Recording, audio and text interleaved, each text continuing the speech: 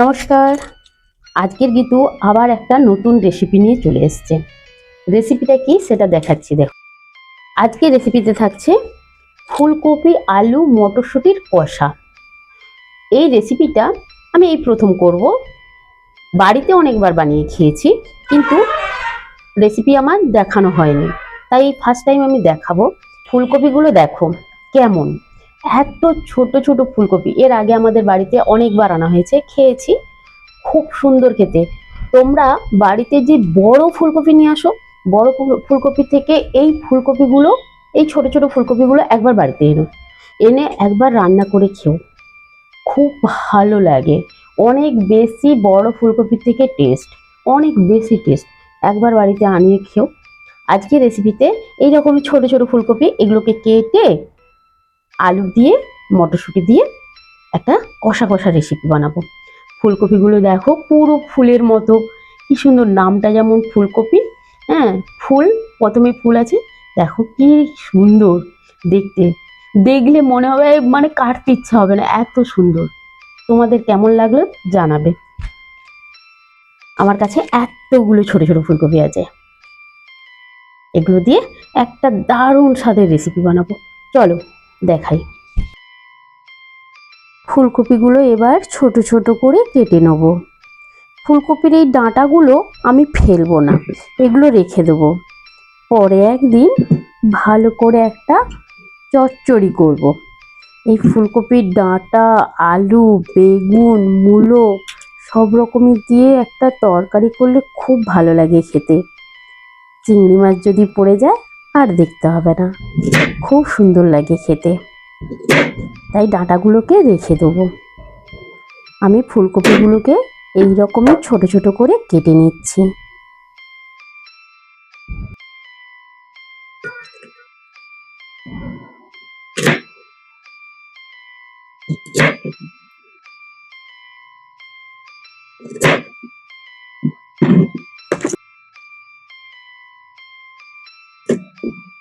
একে একে সব ফুলকপিগুলো আমি কেটে নিচ্ছি।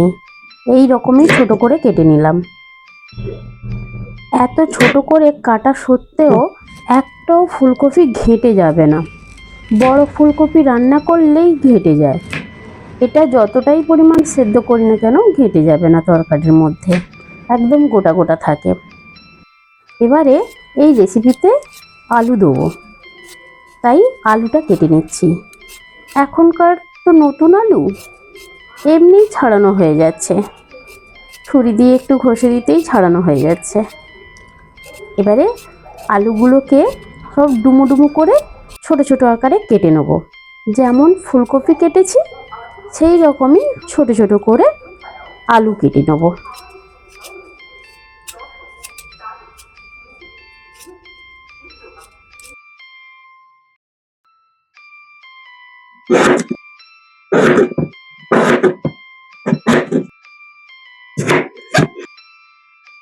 এইভাবে ডুমো ডুমো করে আলুগুলো সব কেটে নিলাম।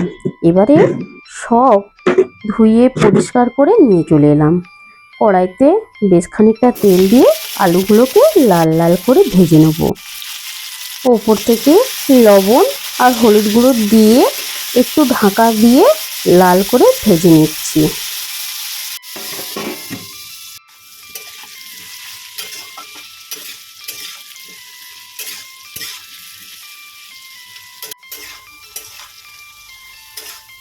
আলুগুলো আমি এইভাবে লাল করে ভেজে নিলাম।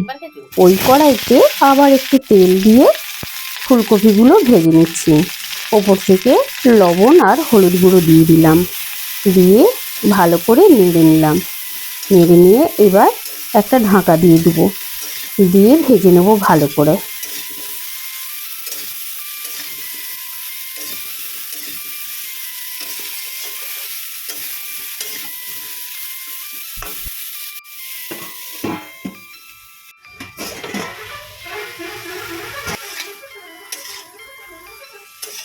এই রকমই ঢাকা দিয়ে ফুলকপিগুলোকেও লাল করে ভেজে নিচ্ছি।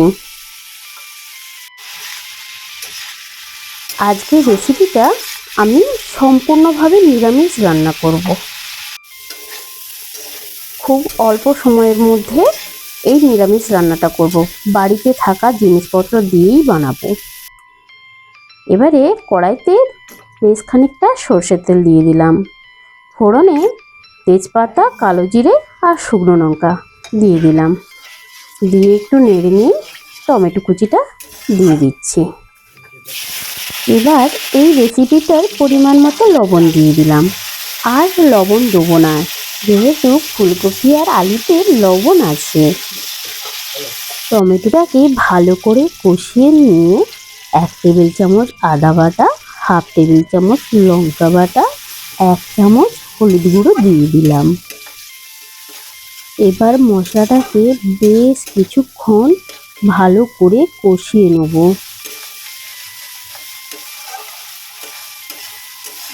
এখানে কোনো আমি কাশ্মীরি লঙ্কার গুঁড়ো ব্যবহার করিনি, তবু মশলাটার কালারটা দেখো কি সুন্দর লাল হয়েছে। এইভাবে মশলাটাকে ভালো করে কষে নিচ্ছি। এবার 1 চামচ জিরে গুঁড়ো দিলাম। জিরে গুঁড়ো দিয়ে আবার ভালো করে কষিয়ে নিচ্ছি। এবারে অল্প একটু মশলাটার উপর থেকে জল দিয়ে দেবো। দিয়ে মশলাটাকে ভালো করে নেড়ে নিয়ে এবারে মটরশুঁটি দিয়ে দিচ্ছি। মটরশুঁটিটা আগে থেকে আমি সেদ্ধ করিনি, এই মশলার মধ্যে একটুখানি কষিয়ে নিলাম। এরপরে ওপর থেকে আমি ভেজে রাখা আলু আর ফুলকপি দুটোই দিয়ে দিচ্ছি। দিয়ে ভালো করে কষিয়ে নেব ঢাকা দিয়ে দিয়ে। তাতেই মটরশুঁটিগুলো অনেকটাই সেদ্ধ হয়ে যাবে।